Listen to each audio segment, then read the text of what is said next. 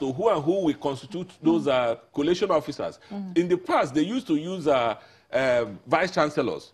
But people are thinking now that the vice chancellors are almost like, you know, semi-political, because they are appointed in the offices. They stay on day-to-day basis with the Minister of Information. It's the government that appoints them. That such people who have attained such political heights should not be involved in this collation.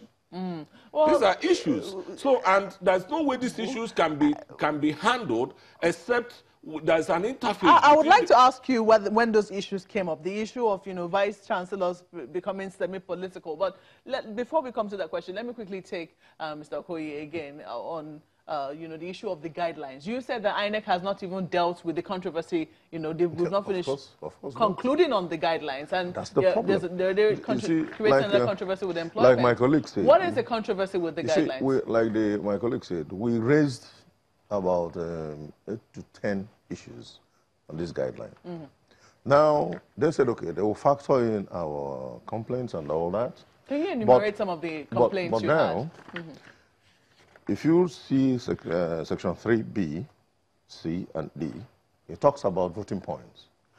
Then, while discussing with them, they said the voting point issue is only limited to FCT. And when I said, okay, if you are telling us it's limited to FCT, it should be in this guideline. Because guidelines are supposed to be unambiguous, supposed to be very clear and simple. Now, they modified it because the original draft, they said INEC shall create voting points. But now, they removed shall create and now said where voting points are created, which means they have assumed it will be created. Okay, where it's created, it will be treated like a polling unit. That's what they said. Now, what's difficult in letting the parties know how many voting points you've created, at least even within FCT, and where those voting points are.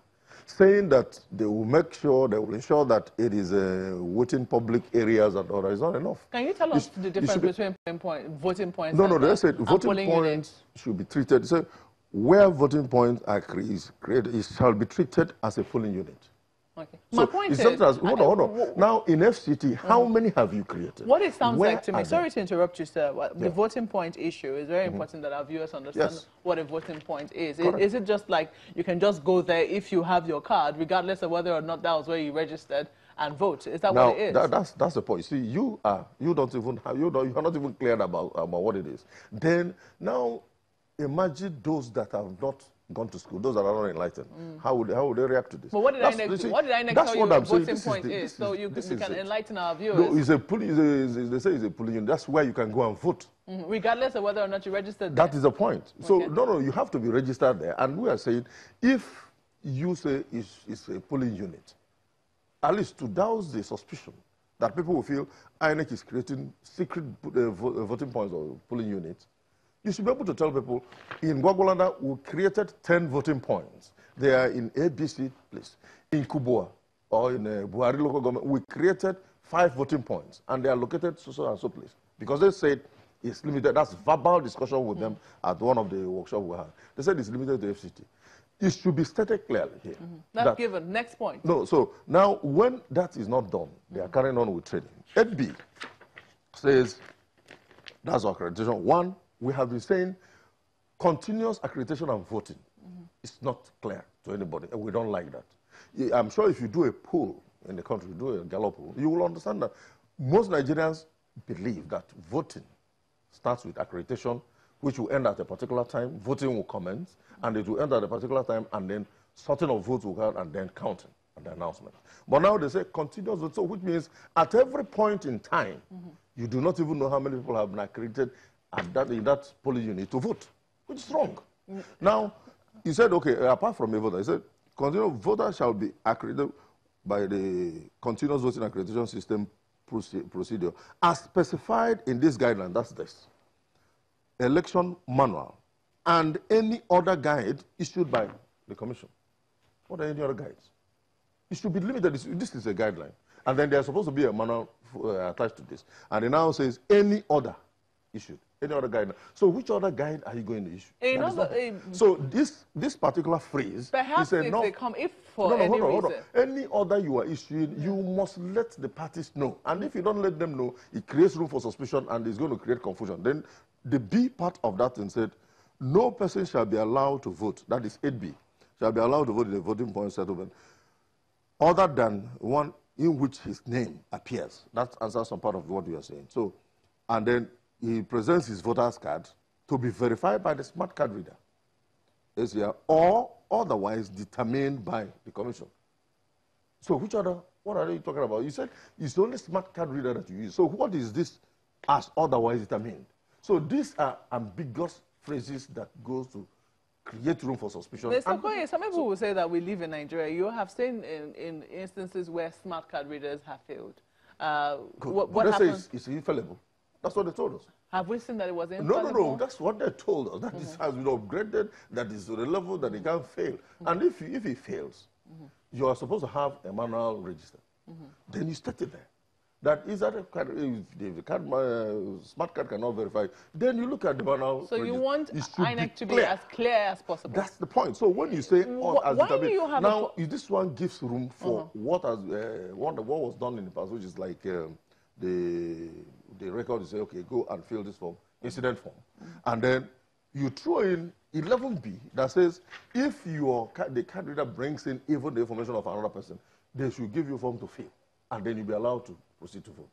And then section 19 says if your card is even lost and somebody comes to collect to vote with it, and you'll be allowed to vote. So when you do this, and then throw in the nuisance value of what we just saw a few days ago, where people from other countries came into the country during a campaign. How many of them entered legally? And how many of them have left the country? How many of them are you sure will be here during the election? And then if they say that, and then people can come in and vote with somebody, look at section 19, I can read it out to you. So there are so many plethora of issues in this guideline that creates room for doubt. It has to be clear. You have talked about accreditation, continuous accreditation, and voting going on at the same time. We said we don't want that. Which is what INEC has experimented with in those are off-season elections. Exactly, in the off-season elections, to see how they would fare. What is wrong with it? What is wrong with it is that you need to know how many people are voting at a particular place at each time as the voting continues. So if you say you keep voting, people come in, accredit, vote, and leave, you do not know how many people that are going to vote in that place. So in the end, if just say 500 people have voted, that's a problem. But you have also seen in the past where accreditation would take place and people would not come back to complete the voting process. It doesn't matter. It's not the business of INEC to ensure that everybody comes to vote. It is the political parties that do that. It is the parties that are the primary stakeholders that will ensure that those that are their members that come there. INEC cannot do the job of the political parties. No, it's to make. So, my point is, don't you think it will be easier? My point is, don't you think it will be easier on the people? I mean, because INEC will also have to find a process that is easier for Nigerians to vote. No, that doesn't discourage them from voting. Haven't brought manual. That's why you have card reader. The card reader is supposed to simplify accreditation because it's like a smart. You just slot in the card instead of getting a very voluminous document and you're going through it. But if you now get a smart reader, it has improved. It has cut the time, so it makes it easier. So instead of spending 5 hours to do accreditation can be completed within the 3 hours. And we're talking about 500 names. And when people know between 8 and 12, you should be there to do accreditation. And voting starts by 1. They know that. That's what people, so they're creating confusion for people. Mr. Junika, I will let you react to that. This issue goes beyond mere rhetoric and mere logic, in the sense that the fears and apprehension of political parties and Nigerians started from when the president refused to assent to the electoral bill. Mr. Junika, I have to interrupt you. I'm sorry I have to interrupt you. We really have to go on break now. When we come back, you will continue. Please hold your thoughts for us. Just stay with us.